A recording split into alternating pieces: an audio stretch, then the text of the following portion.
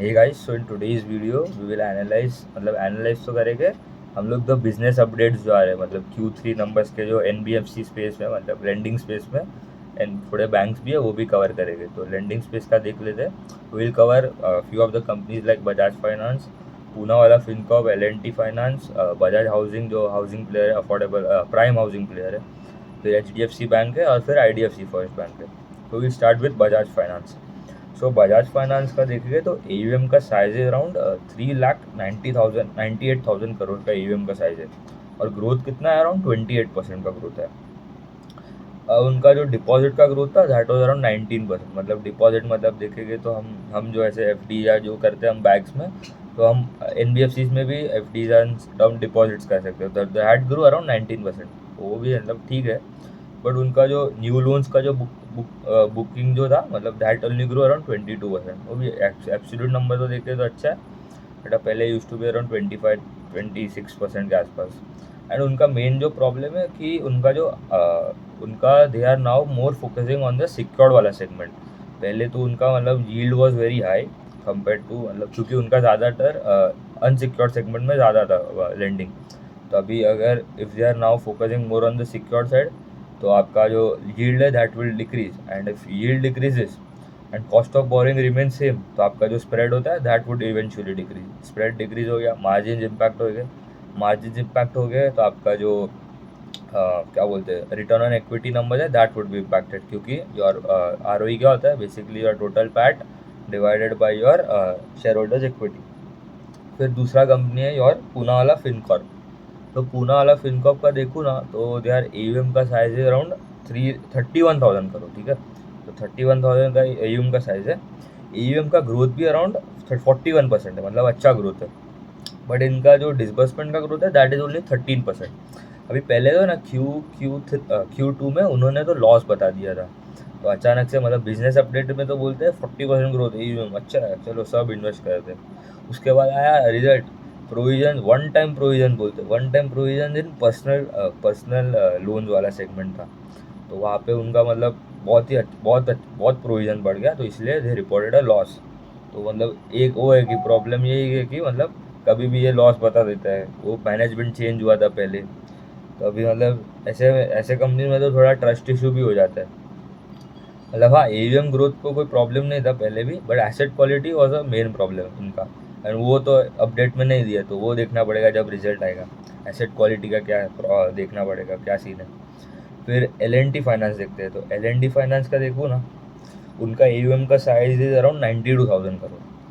AUM का growth वो around 23%। मतलब इनका पहले देख लेते हैं कौन से कैटेगरीज में वो लोन देते हैं। एक रूरल बिजनेस हो गया, मतलब ये जो माइक्रो फाइनेंस वाला स्पेस है, जॉइंट लेंडिंग ग्रुप जो गांव के औरतों को मतलब एक सेंटर में बुलाते, एक दूसरे के सामने लोन देते, अनसिक्योर्ड सेगमेंट पूरा।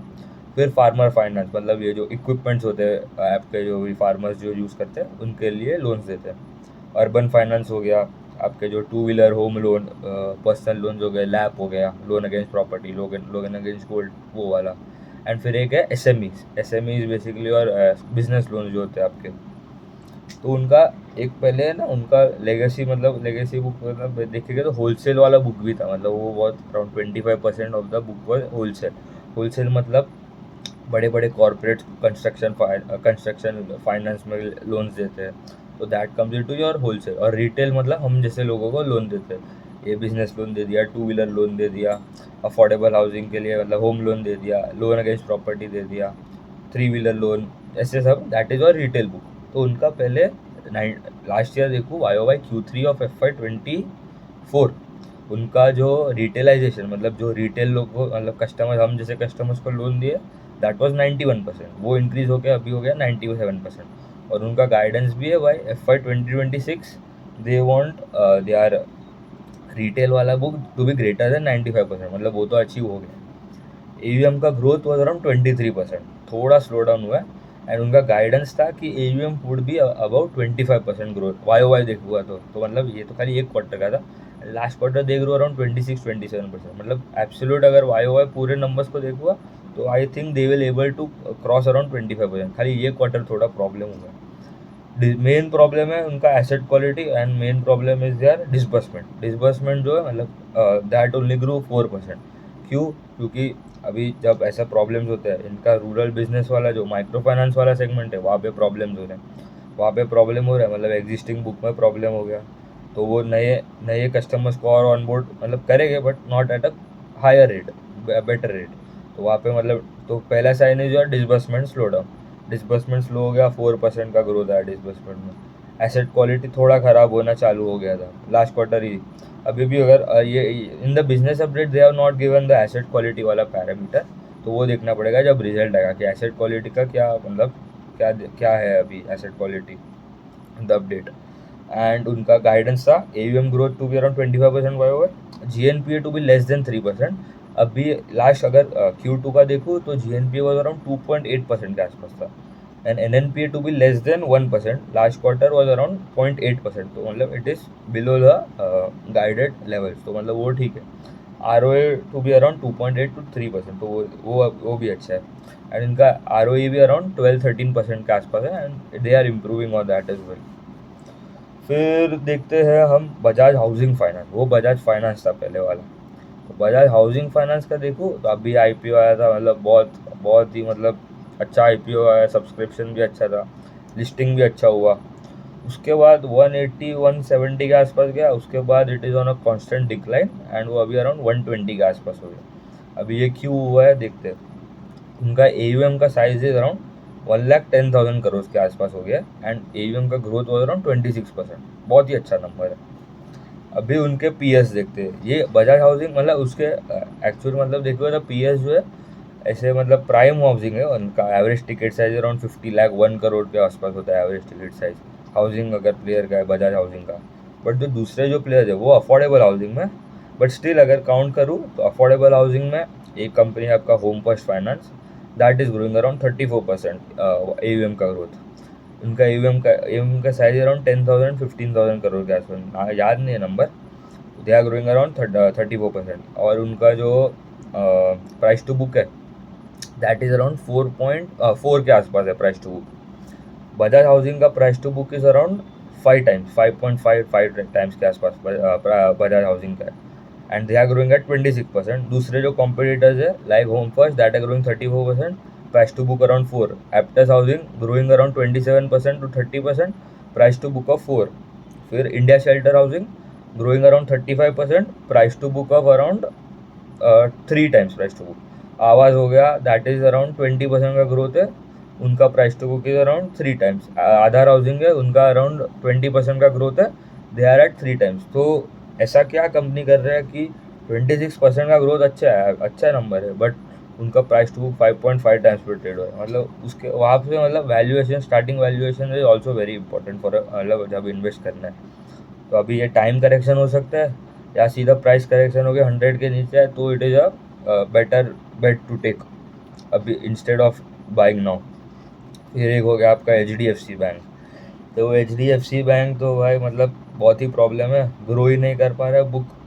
उनका AUM का साइज देखेगा तो 25 लाख करोड़ का बुक हो गया उनका, और जो मर्जर के बाद तो मतलब उनका ग्रोथ ही चला गया। पहले तो 18-20% तो ग्रो कर रहा था, अभी इधर AUM का ग्रोथ इज जस्ट 7%। और जो SBI जो है ना, SBI जो दैट इज़ द लार्जेस्ट जो बैंक है, उनका AUM का size around 40 lakh crore, and they are growing at around 15% के आसपास।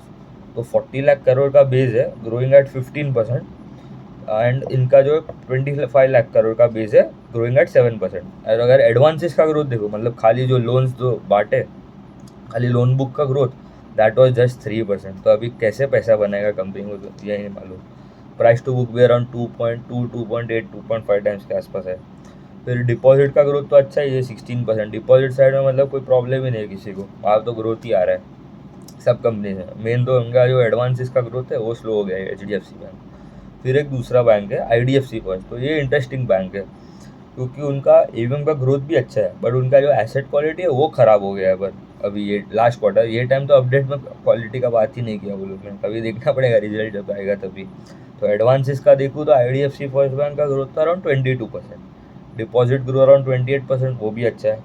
Kasa ratio was around 47.8% versus 46.8%। CASA ratio is basically your current account, saving account as a percentage of your total जो आपका deposits है। तो CASA ratio basically tells your low cost deposits, क्योंकि current account में हम जब पैसा रखते हैं तो बैंक को तो हमको 0%, bank will give us 0% interest, मतलब उनके लिए तो फ्री मनी हो गया। और सेविंग अकाउंट पे भी कितना 3% ही मिलता है, तो मतलब उनके लिए तो मतलब फ्री मनी जैसे ही हो गया, क्योंकि उनको तो कुछ देना ही नहीं, 3% ही देना है, और वो किसी को लेंड कर देगा 15% पे, मतलब उनका तो 12% आराम से बन गया। फिर उनका कासा का डिपॉजिट जो था दैट ऑल्सो ग्रू अराउंड 32%, तो ये अच्छा था।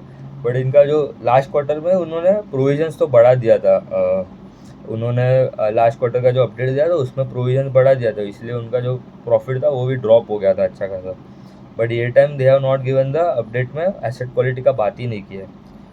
एक्चुअली कोई कंपनी ने बात ही नहीं किया, बजाज फाइनेंस ने नहीं किया, पूना वाला ने बात नहीं किया, L&T फाइनेंस ने भी बात नहीं किया, HDFC बैंक ने, HDFC बैंक का तो एसेट क्वालिटी एक अच्छा है, उनका खाली एक ही अच्छा है कि एसेट क्वालिटी मेंटेन्ड है, उनका कुछ वहाँ पे चेंजेस नहीं हो रहा है। और लोन बुक पर मेन जो आपका जो ग्रोथ है, लोन बुक का ग्रोथ ही नहीं हो, फिर एसेट क्वालिटी को बचा के क्या करेंगे आप लोग। IDFC फर्स्ट बैंक ने भी नहीं दिया, बट हाँ जो स्मॉल फाइनेंस बैंक है उन्होंने सबने दिया, क्योंकि वहाँ पे असली प्रॉब्लम तो वहाँ पे है।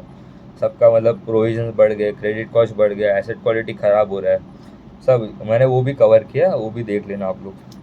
ठीक है, थैंक यू।